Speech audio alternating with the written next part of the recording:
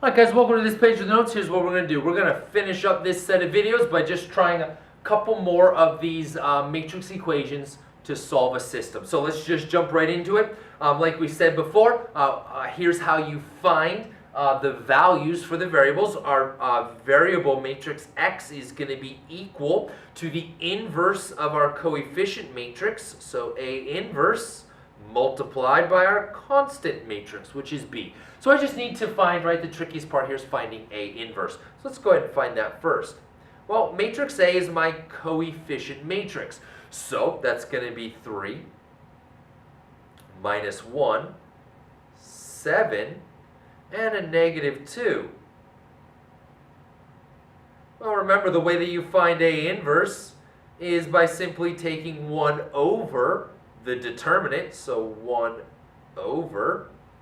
Well, let's see here. 3 times a negative 2 is going to be a minus 6. Negative 1 times 7 is going to be a minus 7.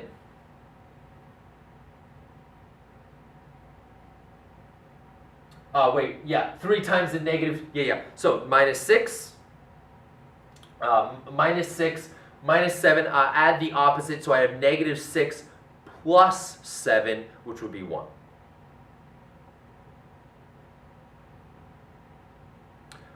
Transform the matrix, those guys switch places, so negative 2 and 3, minus 7, and a positive 1.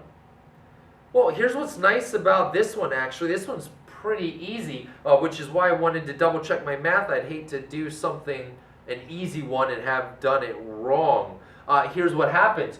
1 over 1 is 1, and when I multiply my scalar through the matrix, 1 times anything is itself. So it turns out that this is my inverse matrix. So here we go. I don't even have to bother with scalar multiplication, which is awesome. I have a negative 2, 1, minus 7, and 3. And that all gets multiplied by my constant matrix, which would be 4 and 3. All right, let's do that. X and Y.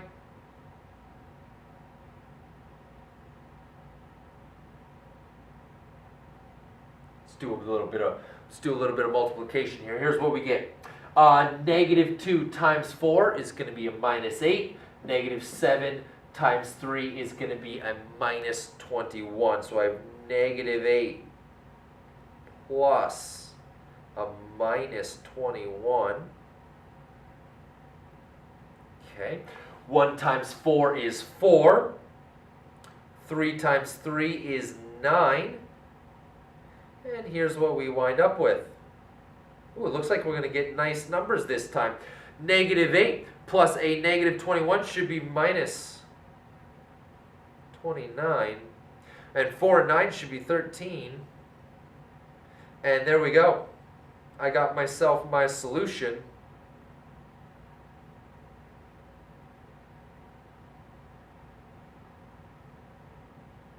Turns out to be minus 29.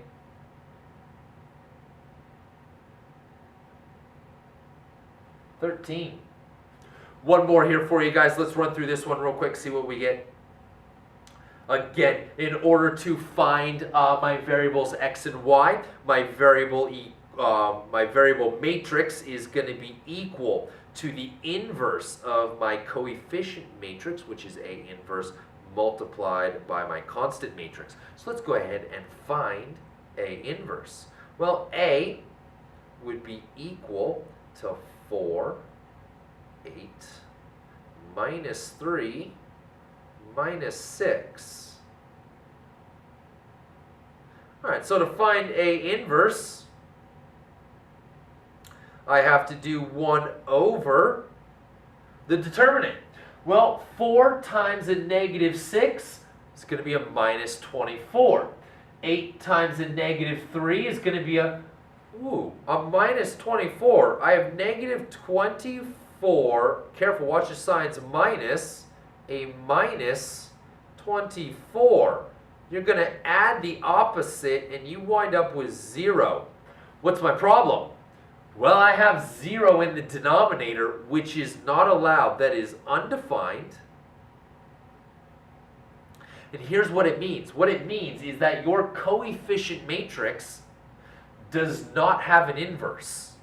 So just like with Cramer's rule, when you had division by 0, what it meant was that either your system has infinite solutions or your system has no solutions. Guys, it means the exact same thing here. When you wind up with division by 0 or a coefficient matrix that doesn't have an inverse, well, your system of equations either has infinite solutions, these lines turn out to be the exact same line, or they turn out to be parallel lines. They never actually intersect each other, and you have no solutions. And the only way to figure that out would be to go back to what we learned before, and you can do substitution or elimination or some other method. You could even graph them if you wanted to and figure out what you've got. You know, are they parallel lines or are they the exact same line? But for this example problem, right, we can't use a matrix equation because I wind up with division by 0, which is undefined.